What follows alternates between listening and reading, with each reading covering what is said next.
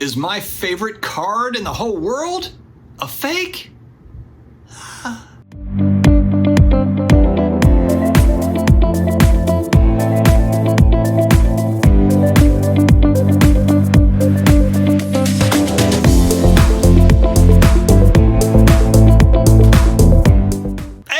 Friends, another day, another sports card video. Yes! This almost feels like Rudy's Magic 30 product when it came out and he made like 20 videos on the same topic.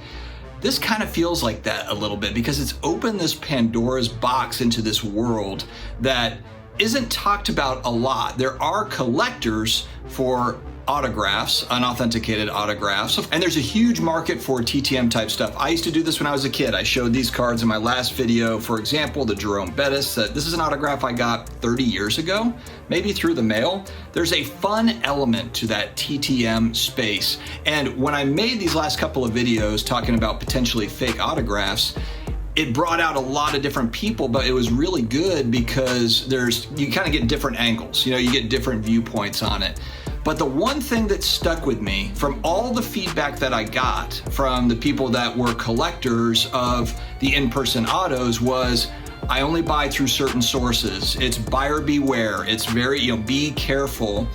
And so to me, that kind of put my antennas up a little bit. Now, let's not kid ourselves. All collectibles is really kind of a buyer beware buying scenario. I mean, let's just be completely honest, especially as we get into high dollar stuff. You go into the art world, you've got all sorts of amazing fakes that sell for millions of dollars. And it's really no different in sports cards and sports memorabilia. And part of the reason why it really kind of got me fired up over the last few days talking about this subject is because I genuinely remember these COAs that were just kind of written up here by anybody. From Sports Card Radio's video today, there's a COA, and nothing against these people that made this COA. Maybe it's completely good and they've got a money-back guarantee there. Maybe all good. But the problem is even if that group is great, there are a bunch of others that are not great. And there's kind of been this underbelly of the hobby where over decades, you've had a lot of really, really well done fake, counterfeit cards and autographs. And okay. Here's the problem. No good, and I'll tell you why. This is a classic Operation Bullpen one. Autographs are really a hot topic. I mean, for people that are hardcore collectors of autographs, especially that are spending big money on autographs, and like I showed earlier, my best card that I've got, my favorite card, I wouldn't call it my best card, but it's my most favorite card that I've got is an in-person Breeze autograph, is Black Refractor rookie card out of 100.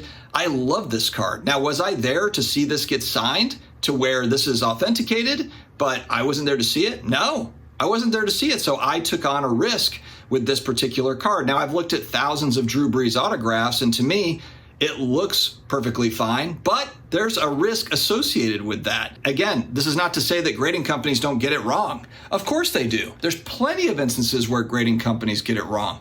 But at least I feel like people that do this for a living, that do it all day long, that are looking at this stuff and it's highly specialized work, I would rather have that slabbed up. Me too, the problem isn't necessarily with acquiring these. If you are a collector of autographs, it's more on the selling side. There's the buyer beware element, but kind of like I've watched these videos where it's like, what about the personal responsibility of people? And you got to know what you're buying and this and that and whatever. And it's like, yeah, totally. I completely agree with you. And when I make dumb buys, I make a dumb buy.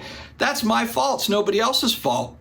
But with this sort of stuff, it doesn't always look like what it's supposed to look like. It doesn't necessarily give you a full idea that it might not be real if we look at these listings. Many times it's just listed as is. It doesn't say this is 1000% real on the listing, but it also doesn't say this might be fake.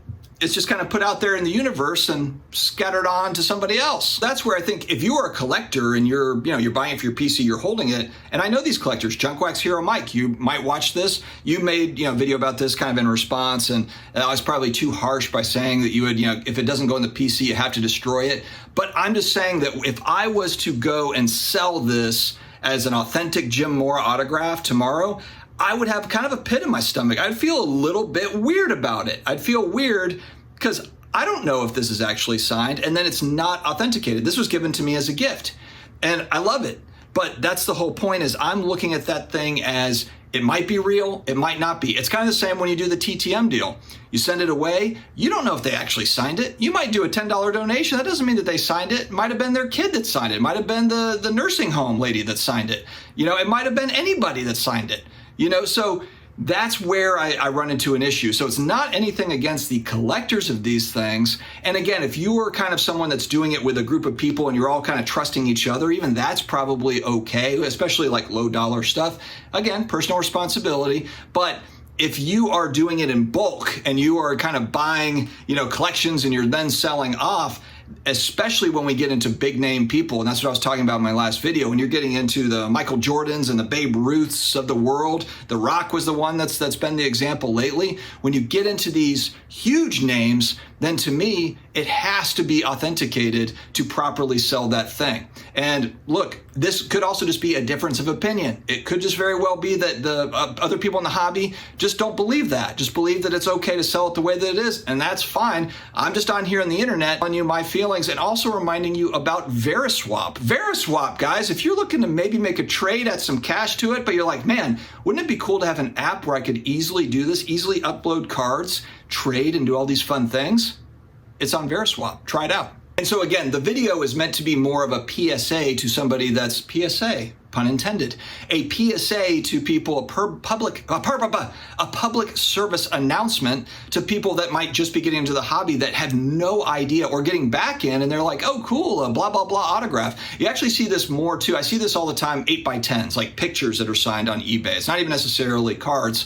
It'll be an 8x10 that's signed, or whatever. If it doesn't have any sort of authentication tied to it, maybe the average person says like, oh, well, it might not be signed, or maybe they think to themselves, why is a Michael Jordan autograph selling for $75? That doesn't really make a whole lot of sense, especially when this card over here that's signed by Michael Jordan is selling for $10,000. Why is that? Maybe people always do their research. I know someone's going to say like, hey, it's not for you to save everybody. And that's true. It's not. I'm not sitting here like, oh, I'm trying to save the world. But this is just a really basic public service announcement for people that maybe are not in cards all the time. Maybe they jumped online and they're like, oh man, I'm a huge Jim Mora fan. Thousands and thousands of people daily are looking for Jim Mora autographs, just like this. And they go online and they see mine up there that I have listed, right? And, they might have no idea that, oh, he might not have actually signed that. I mean, even though the listing says Jim Mora auto card, maybe he actually didn't sign it. That's the whole point here. If it's a buyer beware situation, then it should be something that's pretty openly talked about, and it's not taking away from people that decide to collect those autographs. Perfectly fine if you decide to do that. And maybe you buy them and you authenticate them yourself, and maybe you win some, you lose some. Totally fine. But just be aware, guys, head on a swivel. Hey, buddy.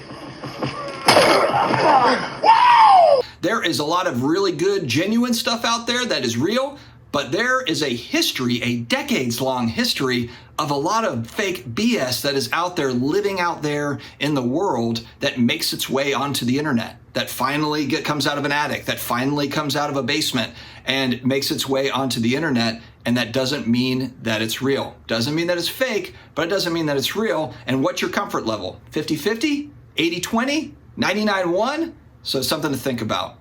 Stay healthy, stay awesome, and I will talk to you again later.